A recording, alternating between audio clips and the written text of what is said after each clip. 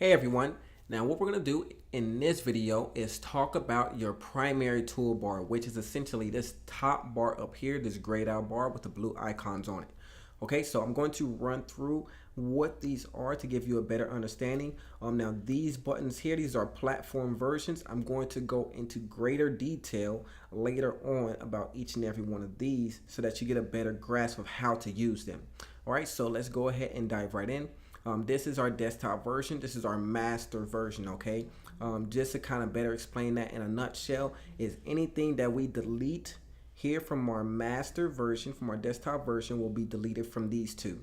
Now you can delete things or hide items, actually not delete, you can hide items from these two versions here. If we click on our tablet and we click on our smartphone version, we can hide items here so that they don't show up. But if we delete them, we can only delete them from here, and they're going to be deleted on all versions. Okay, so keep that in mind. We'll go over that later in that tutorial, or if you're looking specifically for that, you can go ahead and jump straight to it. Okay, now something else that you're also going to see when you come into the mobile versions is this magic tool button, we like to call it. What this does is just auto adjust everything onto the screen. So this is a template. Some of this stuff was let's say it was out here on the side. You may, especially if you started from scratch, everything will be all over to the side. If you click on this icon here, it kind of snaps it back onto the grid for you. You just got to go back and adjust your settings as so. Okay, we're going to put this back like here. Okay, and then we're back to being brand new. All right, let's come back here to our desktop version.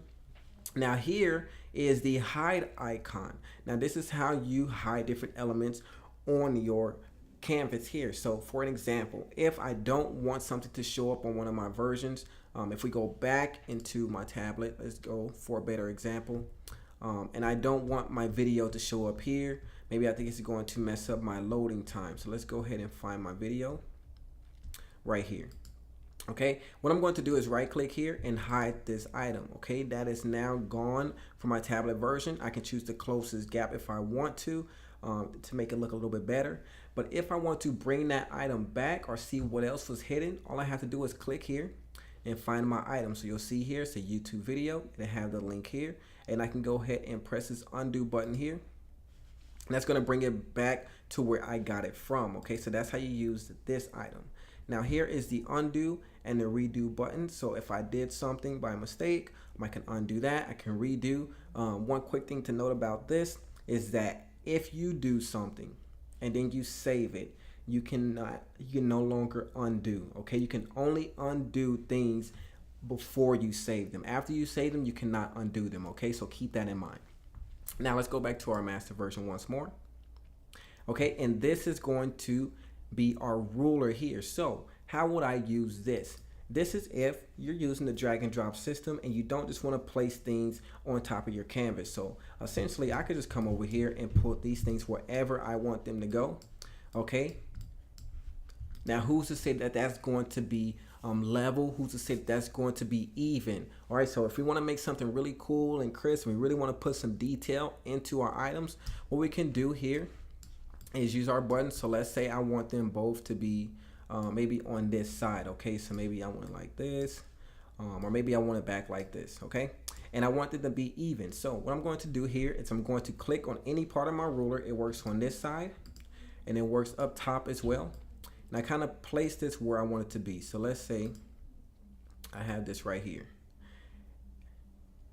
Okay, so what I'm going to do is I'm going to take this item here and we're going to find the edge of our element here, and we're going to place it onto our line.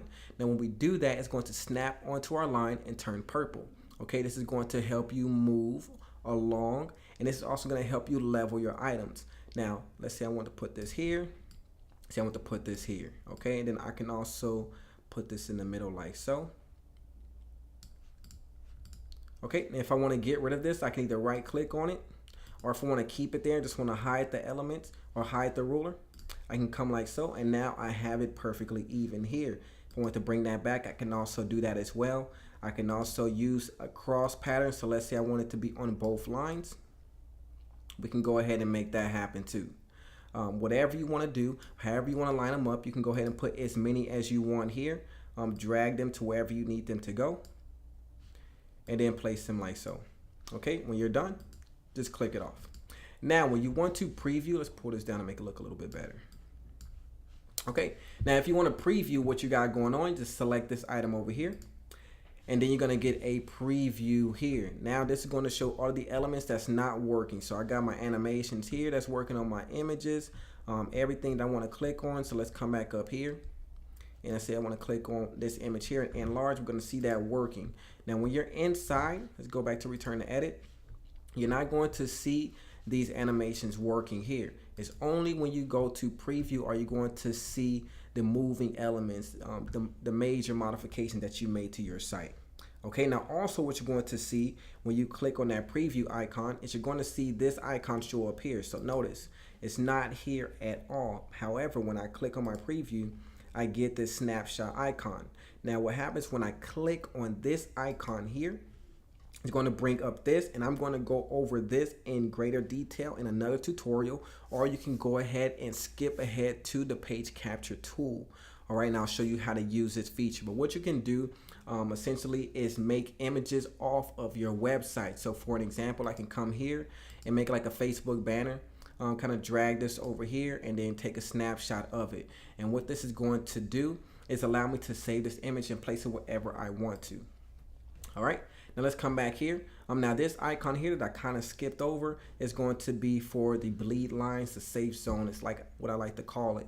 All right, and what this is going to do, the best way I can describe it is if you've ever been to a company online and ordered some business cards or flyers online from a company like Vistaprint, anything like that, what they do is they allow you to put any image you want onto your card, your flyer, etc.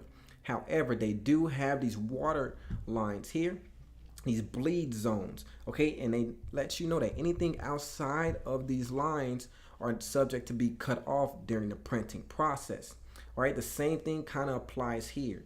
In our example, when you're working on a site, is if you have a large screen. So let's say you're working on the iMac and you have this large 15-inch screen or this large 20-inch screen, whatever you have. Okay, and someone accesses your website from a small laptop computer, very tiny, very personal computer. Okay, anything that you have outside of these lines like so, anything like this is not going to work for that computer size. Now, you can get around this by working on a small computer. However, if you're not working on a small computer or you're working on an average to large screen, you want to try and keep all of your major content that you don't mind and that you want to keep here, that you don't want to lose, inside of these lines. Okay, all right, so that's going to come into play a little bit later when I talk about these platform versions and how to change those out. All right, and last but not least, this is how you save your work. Make sure you save after everything. If you make some changes here, even if they're over here in the settings column, so let's say I come here to my settings and I want to change my language to Portuguese. Okay, I can go here, I can save here all I want. However, if I do not save here, that language will not be saved. Okay, so make sure after any major changes, you go ahead and save here, because we do back up your stuff.